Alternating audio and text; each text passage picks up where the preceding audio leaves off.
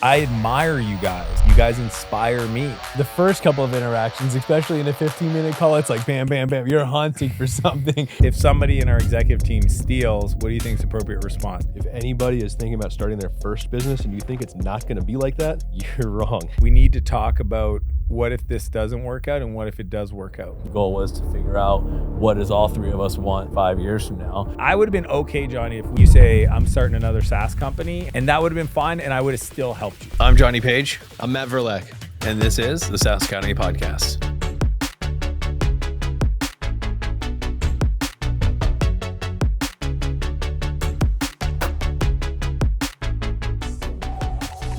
I'm joined here as usual with my brother Johnny Page and also Dan Martell. Hey, thanks for inviting me on your guys' podcast. This is so cool. Thanks for opening up your studio so we can shoot it. Oh man, it's awesome. Yeah. I'm so glad that you guys could come up into Canada land, to the place of the snow, Totally.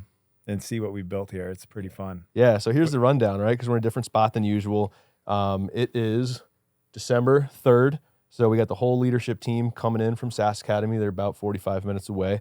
And we're running an annual offsite, which is different than annual planning, right? Which is, I think, really important to me because it's about relationships, right? It's about playing in the snow and breaking bread and doing all that kind of stuff. And two of these people are new we haven't even met before, which is going to be really exciting. So that's what we're up to here. Dan's got the studio here in Kelowna. Who are the new people we haven't met before? Well, Have I met them? I mean, we haven't met them in person before. Well, Yeah. we met Taylor. No, I know Taylor. I've met Taylor's Taylor on- 14 oh, times. I guess Ivan's not on the team yet. We should probably edit this part Is out, but Ivan? No, let's not edit. Who's Ivan? Ivan's director of RevOps. Yeah, he's. Oh shit, he's coming too. No, Cage fighter. no, he's not coming, but he was not on my coming. list of two new. Oh, too new. But Yeah. Nick. is Yeah, the I other one. like him. Cage Yeah. fighter. Yeah, and Nick. Nick. Yeah. Again, I've met Nick. No. Oh, you just haven't met Nick. I haven't met Nick. Okay, that was interesting. I was like, who have I not met? All right, cool. Yeah. Yeah, keep it all in. Little side quest there. Yeah. Yeah, anyway. That's how I do my podcast. Yeah. We just ask questions. No, I love it. So, so kicking it in the studio, and anytime the three of us are together, I always think it's interesting to just talk about partnerships, right? Because I feel like most of the content out there with founders is either A, people debating on whether or not having business partners is a good thing, Yep. or B, talking about all the times it gets all fucked up. Yeah. And After the fact. after the fact, Yeah. it's like, looking at a bad car crash out the window when you're driving by. Yeah. But I don't think there's enough out there on what makes it done well, right? On like what makes a great partnership. What are the qualities that you need to look for in people to figure out like, I might do a little job with you, but I don't know if I want to get in business. I could work with you for a little while. I could work with you for life. Yeah. Those are different things. Yeah. Because in my hierarchy, it's like kids, marriage, start a business. Yeah. That's like the severity of commitment. So Yeah. I think we riffed on that for a few minutes. Yeah, I mean, most people don't realize this, I think, but like, every notable CEO has had business partners, right? Like the Tim Cooks for Steve or Sheryl Sandberg for Zuckerberg, and like, I think it's a fascinating. It's more of a mental frame of saying like, this is the person I trust explicitly, and I want to build with. Right? It doesn't matter in regards to like when did they start? Are they a co-founder? Equity, all that stuff. It's really just this person I trust with my life. We're both waking up every day to drive something forward, and we have a lot, and we got to get there. And we can talk about how to do that, but you got to get to a place where there's like the trust and the drive is there. Like, and that's the part I think that scares a lot of people, especially if they're dealing with a lot of internal trauma, some internal feelings. I think if we were to deconstruct what has led to what has so far been a very productive and successful partnership between the three of us, is that there was a training ground where we got to know each other, like without the assumption that this was going to turn into a partnership. We got to see how each other showed up over a long period of time. Like you just got to know, you see someone's character demonstrated through good times and through bad before it's really tested. It's almost like the equivalent of getting married on day one and then going through the trials and tribulations. It's like we got to just see how each other showed up in our own individual storms and then through challenges together. And I think it's one thing to design the partnership with the happy ending in mind. It's totally another thing to say. Is this someone who like I want to sit next to on our worst day? Like, Yeah. and I have confidence in how they're going to show up. You know who said that recently was I was interviewing Dana White from the UFC, and his business partner is the Fertitta brothers or Fertittas. Anyways, he said because he also now has the talent agent guy, Ari, whatever, from the Entourage show is like after that character, but he's a real person, right? From Endeavor or whatever. So they bought UFC, they bought WWE, and he said that it's when things get bad or when things actually get good that you test the relationship. And anybody you've gone through bad times or great like hockey stick times to see how their true character comes out, then you know who you're dealing with. And he said, I will always be in business with the Fertitta brothers. They're my guys. Did you know when they bought the company and they made Dana the president or whatever, like it was a handshake deal? Like there was like contracts. He's never revisited the contracts. It's they just trust each other in business. They like the way each other does business. Yeah. And he said, I'll always have them as business partners. Yeah. And I just think that is something that's rare that anybody can have if they're willing to do the work. Mm-hmm. Yeah. I think there was a moment that maybe it was 2 years ago. We all went on a hike and we spent probably 20 minutes or so each individually sharing, hey, what's life look like 5 years from now? I remember that hike. And it wasn't just about the business. In fact, the business was probably 10%, 15% of the conversation, but the majority of it was just like where value is going to take us. And I think there's part of what makes it work really well is that if we weren't working on this, we'd work on something else together because there's the shared values and just the enjoyment of growing and pushing each other and seeing, what comes out of that. So the shared, the value, being able to have opportunities where values are demonstrated, and then just the awareness. Like I don't think it'd work if one of us didn't really know what we were driving towards. Like there's pretty clear, high fidelity. What do I want 5 years to look like from now? Those are some of if you're looking for a tactical, how do you reverse engineer partnership that's working really well? Like look for opportunities to see character demonstrated and values demonstrated and Alignment. Yeah. I think that every good partnership that I can think of in my life, you guys, my co-founders with UpLaunch, like the project came first. I say project because it wasn't even a business yet, right? It was just the work, like my co-founder Jake, and we went back to a decade in the fire department, but like still we just started hacking on some stuff and then it got real and we figured it out, but we knew enough to figure out how we would react, same kind of thing. My CTO, Matt, like we worked together for 6 months before we locked down the equity deal. My man was in his basement, in his in-laws basement with a 6-month-old, barely getting paid, just slaying code.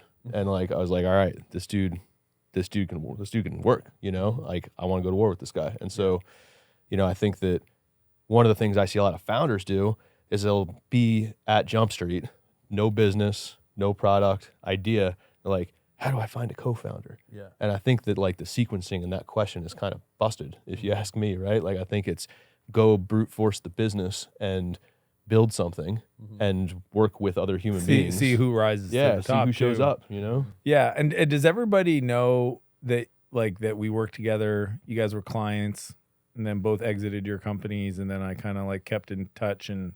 Yeah, we could probably share more. I mean, we probably shared in bits and pieces, but I think that'd be a great place. Well, I mean, I just think it gives people a framework of like where to find potential partners. Dude, 100%. Yeah, because and actually, I'll speak to a little bit because like I do this a lot. As you guys know, I have a lot of business partners. I mean, Ethan, my previous co-founder in Flowtown, like we were just hanging out in Scottsdale, and like he's family. I mean, he came over to the house with the kids and his wife, and when we were leaving, he gave me a hug and he started getting a little emotional because when you build stuff with people, and we did this really cool thing where we gave each other 1% of our companies for the rest of our lives. Like, oh, cool. Yeah. That's cool. It was just like a way. I had 1% of Digit. He exits that for almost $250 million. Nice. Like, he's got 1% of what I do. And I just keep trying to take him on ski trips and, because he doesn't want to, because there's no equity per se. I just like literally it's a stream of cash that goes into, I'm going to have to fund his kids' college programs and stuff. But it's just one of those things where, anybody that's ever gone to war, especially in a business that was ups and downs and then a great outcome is just it. So I'm always looking for that. I look for that in vendors. Okay. So I'm looking for people that I've worked with as a contractor, as a vendor, right? Because you get to, like if you, even somebody that built a house for you, right? You think about like somebody that builds a house, like there's going to be like, hey, one of your guys did this, and you just see how people react. So I'd almost like look for times you've had challenges in your life, who you were working with, and if that got on the other side of that, it was a positive experience. That is a name you should write down to say, hey, if I'm ever in that industry, or if I'm ever thinking of doing something in that industry, that would be a person I should consider, because you've got some history, right? You've gone in the ring with them a couple times. So roll it back. We're students in SaaS Academy. It's funny, you can go back into the some of the early trainings and see Johnny and Matt working on our SaaS you businesses. guys were the examples I used when we were doing the worksheets. It's so funny. You see our team will discover some of those, like, hey, I saw you in the beginning, the other day. So anyway, so roll it back. We both go on, we exit our companies, but it was a very intentional, at least it felt like on my end, an intentional rhythm of, hey, how are things going? I am very intentional with my relationships. Yeah. Like you're saying from you experienced that from my end. So I'm curious, what were you looking out for? Talent. I'm a talent person. Look at Sam, I don't care if you're 16, 15, high school skinny boy Sam behind the camera that's now beast. Talent, and I think mutual respect. Like that's the other thing. Everybody I work with, you guys, I admire you guys. You guys inspire me, right? And I believe sometimes I've done that for you guys. So it's like anytime I feel like I trust the person, they're doing stuff in a way that's different than me, but at the end of the day, they have the same philosophy on life. They want to show up a certain way. I don't have a lack of things I could do. I have a lack of people I could do them with. And I'm always looking for talent. And I remember a long time ago hearing the story of Steve Jobs where he called it like, the future 50. I'm making this up, but it was 50 people, right? It could have been 100, but I think future 50 is a better name. Okay, so we're going to name it TMDM. Boom. And essentially the rule is if he had to start over Apple, these are the 50 people that he would tap on the shoulder, say, let's do this again. And it was people from accounting and marketing and engineering and design and everything, logistics. And he would bring them once a quarter to Half Moon Bay, from Cupertino. And while they were there for a 3-day offsite, no different from what we're about to go do, he would pour into them and he would learn from them, and he would ask certain ones to present to the rest of the group and develop these 50, because he just felt like they were incredibly talented, right? Like those 10X engineers, those incredible minds, and they were people that he knew he could trust. And I think that's just a really cool concept to consider, that if every person that wanted to build, the word empire scares people, but a life of unlimited creation you never have to retire from, that's my empire, that it's only 50 people, partners, collaborators, right? It's not a lot. And if you had 50 people that you could trust, now we can talk more about how to find those people and et cetera, but I think we should talk about how does the person trying to find those partners also deal with their own stuff so that they can show up to be in that relationship. You got to be the person who will attract the caliber of partners in the world, man. Dude, maybe we go there now? Or? Well, because I think that this has happened many times over. Like the more clearly you've communicated your vision, your values, the more the people around you can self-select and be like, I think it's what attracted us at the first wave to SaaS Academy, and then what kept on having those conversations over and over is like, man, I don't know what it could look like, but I know that the more time I spend around Dan and the time we spend together, like good things come from your life should get better. Vice versa. And I think that's where some people's internal psychology stops them, because I don't think that they feel they're valuable, or they are worried that people are out to screw them. And for whatever, they might have good reason. They might have had a broken picker in the past, right? Just like a relationship, and they got into business with somebody that screwed them over, sued them, and now they have, some post-traumatic stress, whatever around that. But it's not always true. It was just true that time, right? Well, they don't see the correlation. Like the more things you do, the higher likelihood you're going to get screwed by one of those things or one of those people. It's just it's just the odds. Well, It's and they just don't playing even the ask game. themselves like, how much vetting did I really do Right. when I got into that? And when my spidey senses were going off, did I ignore it? Yeah. Yes. I wish I hadn't listened to my gut. Said nobody ever. Nobody's ever said that. So I think that to me, and so like in regards to picking, Johnny, this is actually fun because I've been doing this for a really long time. I like to keep the communication at least once every 6 weeks to 2 months, right? I think that rhythm is enough to be top of mind awareness, TOMA. Okay, this is like a marketing concept, but I use it for talent. I like to bring the person into my conversations. I mean, you see me do this when we're like the AI stuff, the crypto stuff. Yep. Like I put a mastermind together, and I mean, but everybody in the mastermind are pretty much half the people are people I want to do business with, create businesses with, invest with. So I have those kind of things that I do, and then I'm always trying to figure out what I want to talk to them when they're ready to make a move, and then understand. And it may be something that we do together. And even if it's not, like that's the other thing is I don't need any one person to say yes, because I'm going to find the person to say yes. Right. So like I would have been okay, Johnny, if we just kept me supporting your vision and you say, I'm starting another SaaS company, and I go, hey, can I invest? And you go, we're not going to raise money. And that would have been fine. And I would have still helped you. You know what I mean? Like it's always from a place of pure give regardless. And then if it happens, I mean, recently one of my business partners, Chris, who you guys both know, I mean, it was like we were doing this thing, then we're going to create this thing. And then that didn't work out. And then he went and did something else with another friend of mine. And then they were going to do a thing, but that didn't work out. And then I invited him to my group to build stuff for us. He built that, and then he built something else. I introduced him to one of my clients. That took off.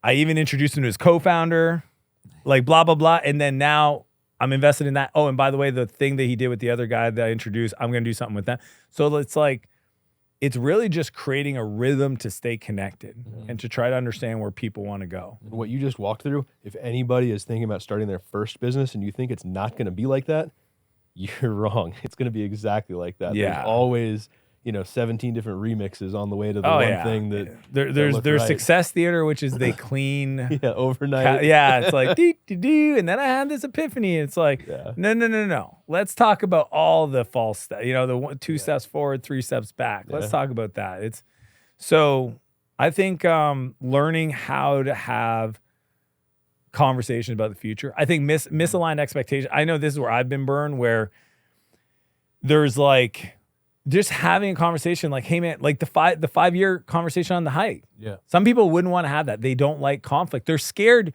you're going to tell me something that I don't want to hear. Yeah. And then I got to address it. Yeah. Well, so it was the first time I've been a part of a conversation like that. And talk about it, because I think that's fascinating to people. What about the conversation was unique for you? Well, there was a first, when we first started having the conversation, there is that, there's the right answer for the group that I'm in. Got it. There's what I'm supposed to say. And then There's you were what's like, on your heart. Yeah. you had the conversation a few times and prompted, no, let's like a little bit deeper. So I couldn't give a surface level, this is what I'd want life to look like, because you asked for a few more, what would that look like? Specific Why events. is that important? And so we whittled down to like, what do you really want? And the cool thing is it's over. We had nothing but time that afternoon. Like that was the purpose. We didn't get to anything else. Like, the goal was to figure out what does all 3 of us want 5 years from now, and to understand it. You're truly seeking understanding. Yeah. Because no matter what, to your previous point, it's like, whether we work together or not, this is so that I can show up and be a great friend. And so outside the business context, it's like, hey, I'm truly trying to understand, like, what lights you up, Matt? Like, you want the farm? Yeah, and I remember that conversation. Yeah. And he could have given us the answer he thought we wanted to hear. Yeah. But if you did that, then you would be doing all of us as a service, because then we'd be optimizing for a future that you don't even want, that we're not aware of. Yeah.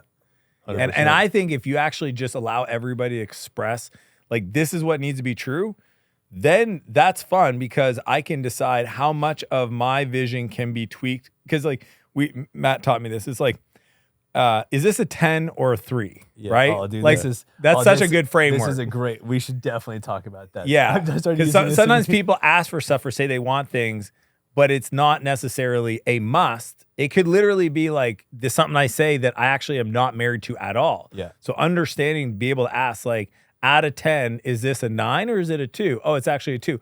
Cool, because I heard it as a 10. Right. Yeah. Or for me, it's a 10, and Yes. for you, it's a 2. Yeah. That's a great way to Exactly. reconcile. Then I can give up a 2 to get you your 10. Yeah. But I have Yeah. a thing that's a 10. You say, well, that's only a 4 for me. I'm willing to give that up. I think even just understanding when people express preferences, that they're not all expressed at the same level. Yeah. Oh, dude, that's added so much speed to our conversation decision making too. Oh, I mean, it gets silly for a long time. It's like we're like blah blah blah blah blah blah blah blah. It's like, hey man, is that a 2 or a 3? Oh, dude, it's like a 1. I just have an spent opinion. hours- We spent Strong hours opinions loosely jousting held. over things that were both 2s for both of us. Yeah. So we could have got that time back. I know, dude. The amount of time. Yeah, both of us had 2s, and Neither we're of like, us care. It's just "Ugh." a sport. Well, it's just again, strong opinions loosely held. Yeah. Yeah. That's so funny. Hey, what's up, guys? Matt here, and I wanted to just give you a quick reminder. Johnny and I are both dropping content constantly on LinkedIn. It's one of our favorite platforms, one of the places where we can connect very, very easily with a ton of B2B SaaS founders. So if you're not following us on LinkedIn, get in there and come hang with us. It's Johnny Page, Matt Verlaque. You'll get a ton of bonus content that we're putting out on top of what we're already doing in the podcast. See you there. I'd say to double click on the vision thing too, like, because this was something that I had gone through a lot. I had never, for most of my adult life, had anyone ask me that question. So That's so fascinating like, to me. there were times, and I remember actually it was before that hike, where you pretty much, we took a road trip from Kelowna to Vancouver for a SaaS Academy You event. met the nicest police officer in the nicest world. that should be an episode. But I remember like you pretty much had, I was cornered in the car with the question of, what do you want out of life? You know, like, what do you want it to look like? What's your vision, work, money, like the whole 9 yards. And Work and money, that's another thing. People don't want to talk about money. What if the person says they want to make X and there's no belief that they could ever create that opportunity for somebody? Now I got to confront that. Yeah, 100%.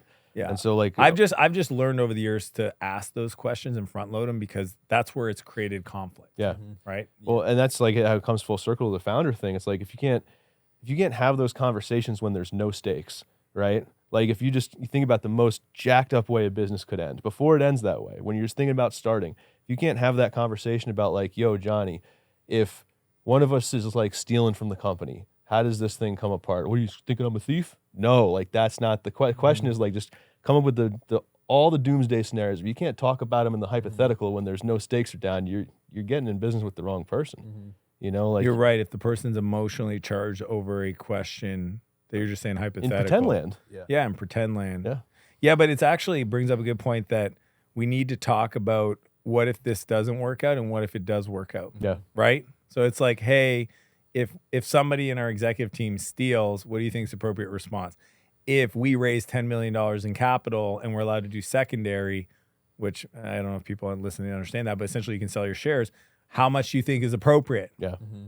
All my shares. Well, that's fascinating. That makes me concerned about that's a word the you bet can on use. the future. Yeah.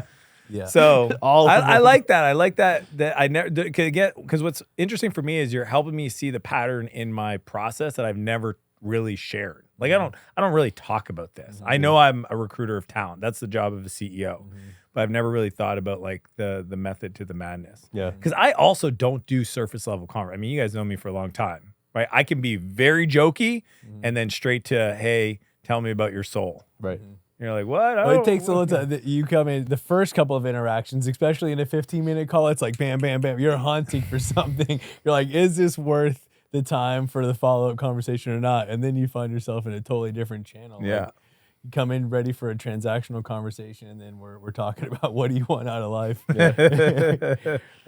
Be specific. Yeah. How many honeybees do you want on your farm?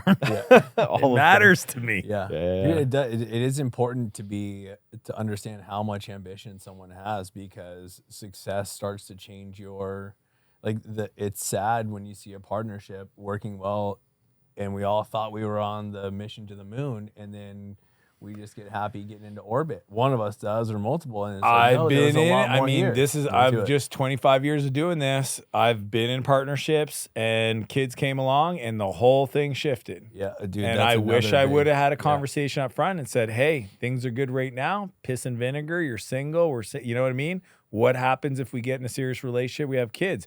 Will that change your desire? Like, just have the conversation. Yeah. Again, the person can't like future pace that far and go like, oh my God, when I meet my kid, I'm going to fall in love and not want to work past 5 o'clock ever again.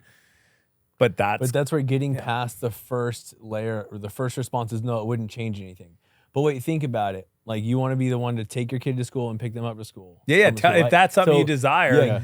But again, as a person going to business with you, I want to know that, because then it tells me we better get a house manager or a house nanny. Right. Well, and that's the point, is like, if you let it fester and don't have the conversation, by the time it crops up, everyone's going to be so riled up that it can blow up the partnership. But if you front load the conversation, all it is a tweak of the plan. We need to make the financials look a little different, so when you hit that phase in life, we can support X, and then everyone's still building and doing the thing. Most people are scared to express their preferences in lieu of not having the future opportunity, and it's a maturity thing. Because dude, I coach a lot of CEOs, man, and some of they are their own worst enemy.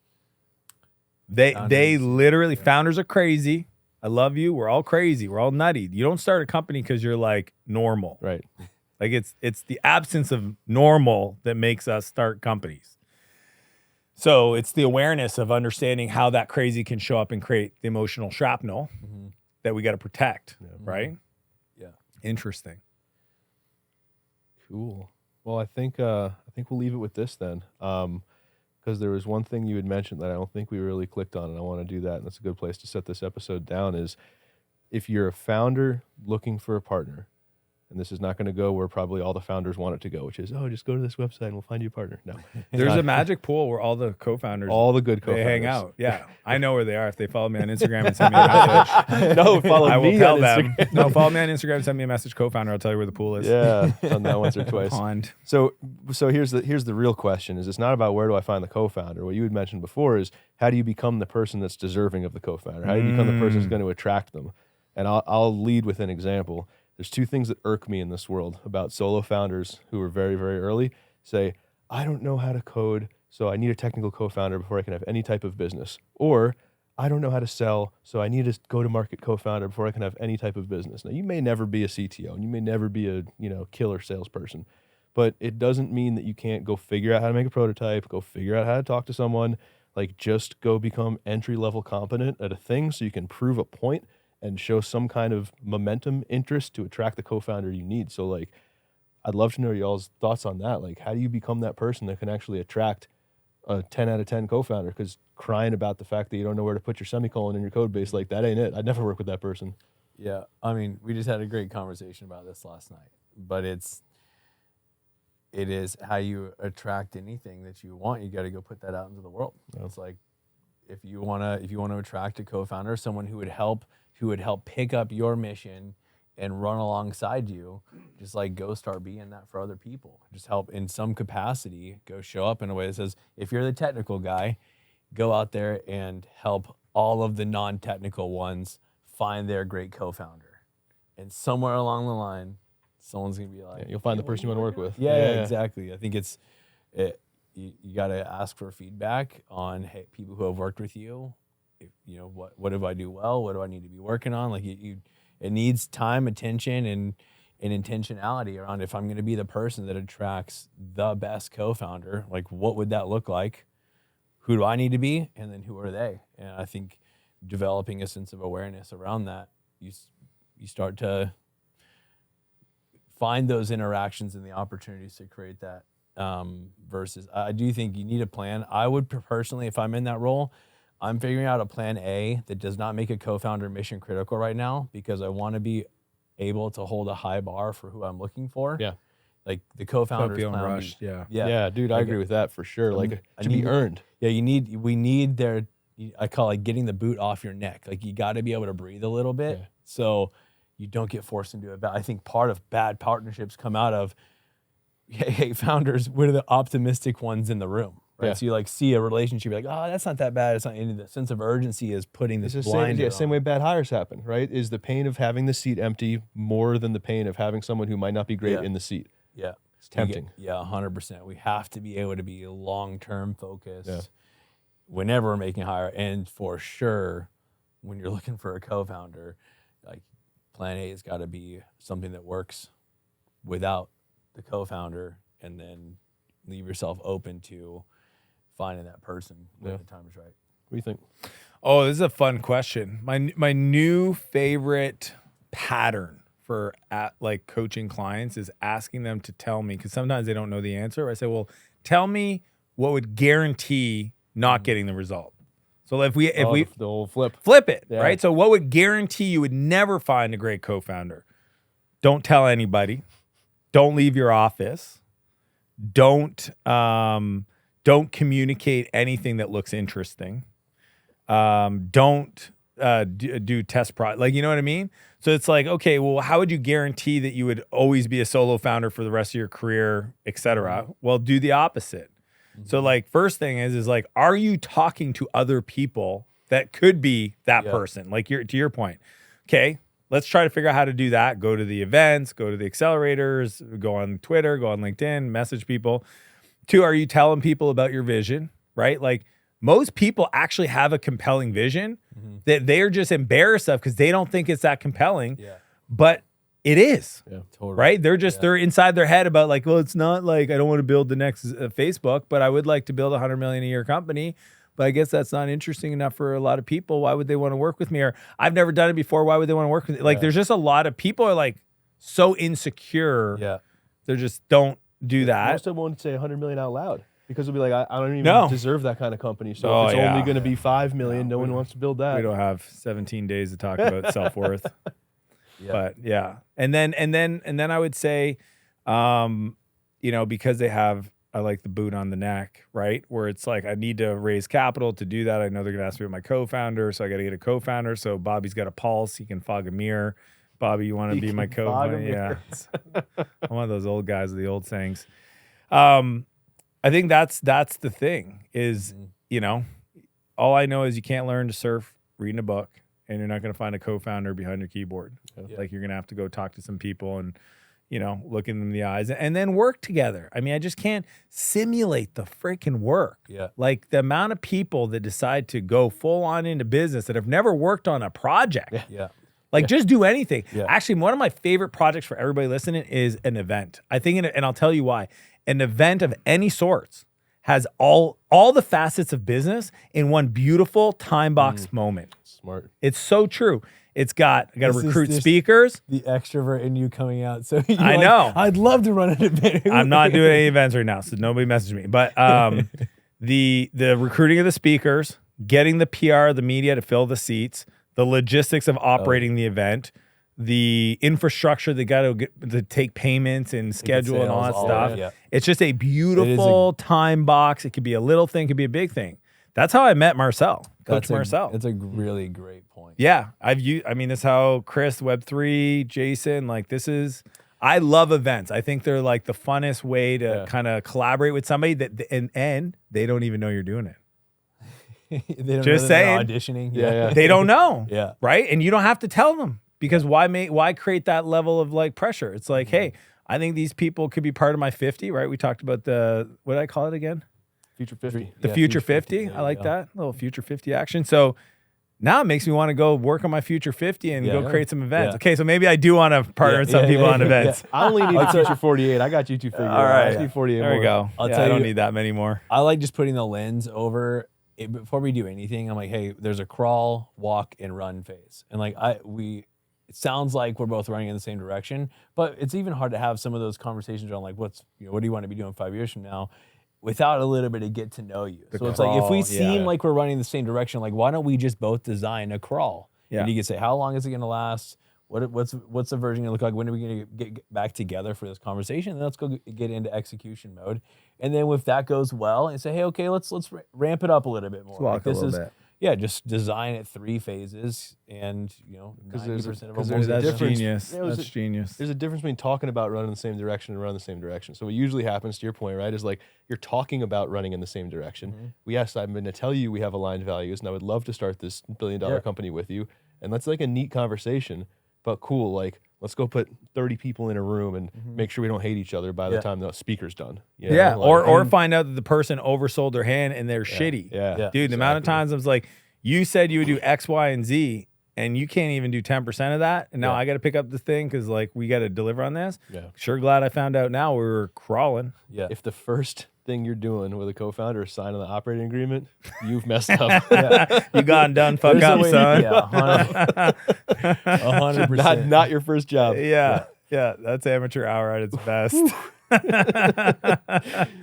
I love it. I'll meet you at the lawyer's office. Yeah.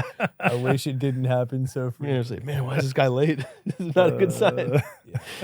Oh shit, that's a good place to leave it. Yeah, Awesome. all right. Yeah, thanks for the hang time. This No, will be a super week. fun. Again, it's awesome to have you guys in town in the studio, and I appreciate your guys' partnership and friendship, man. Same, brother. Love you guys. Yeah, likewise, Same. brother. Dude. So pack up and go to Big White. Let's do it. Said it. Cool.